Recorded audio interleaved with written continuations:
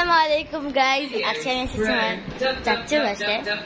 আমি বলছিলাম আগের ভিডিওতে আমি কালকে আমার চাচার বাসায় আসবো, দেখাবো। তো দেখা হয়েই গেল সবার সাথে।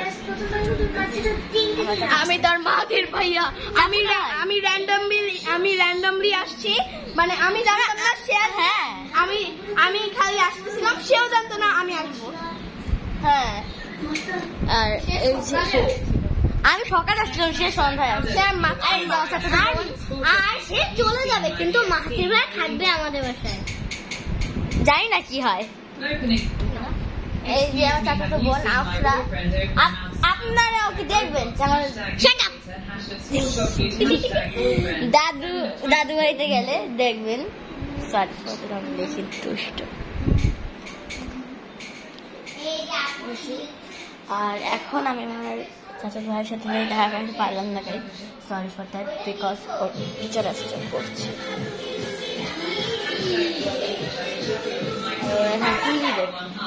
ওরা না আমার সাথে না খেলা, ওরা টিভি দেখতেছে।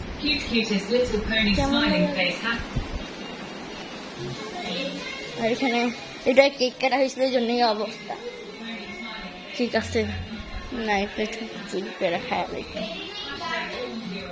সরি, আমি চলে না গো, এখানে ভূত আছে মনে হয়। ফাঁকা আমি যাই না, এখানে সবাই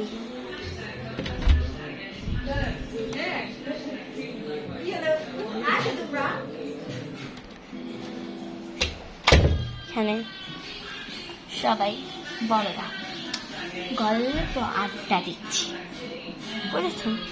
সব বড়রা আর আমি এখানে এত এত বসে দিচ্ছি। এই ফাইন করছি, এটা হচ্ছে আমার চাচাতো ভাই। ও বেশি লাগে। এখানে আসছি খেলার জন্য, আর এই সবগুলো বসে বসে টিভি দেখতে আসছে। কেমন সে বলছে আসলে না, আসলে ঝগড়া সবগুলো একসাথে হইলে ঝগড়া। না আনাব ভাই এরা আসতো, অবস্থা পুরো খারাপ হয়ে যেত। এরা বেশি মানে সবচেয়ে দুষ্ট এই বাসায়। এটা তুই আমার বাসায় এসে আমার বিয়াদব করতেছিস। দুষ্ট হয়েছি কি রে? আমার তুই কইরা কয় আমার ছোট, আমার তুই আমার ছোট হয়ে যা না, তোর তুই বাসা দিয়ে এই যে ডিপেন্ড করে আরেকজনে কি করে।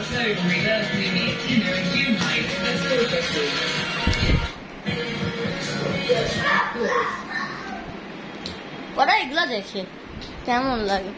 আর এই যে আমার বোন, এই সাবস্ক্রাইব করছেন তো আমার আপুর চ্যানেলটা? আমি কিন্তু ভিডিও আর আপলোড দিব না।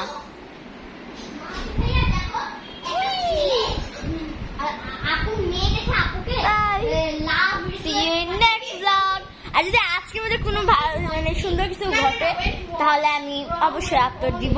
আর একটা বিয়ার আছে, আমি কনফার্ম করে দেখাবো। এখন তো ও ছাদে গেছে।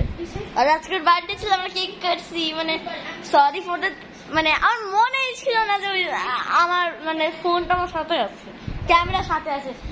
মানে আসলেও মনে ছিল না। যদি মনে হয় আমি অবশ্যই যেটা মানে করে আমি আপলোড দিলাম। আমার মানে এখন আমি আফসোস হইতেছে ওটার জন্য। বাই, আসসালামু আলাইকুম, see you in next blog.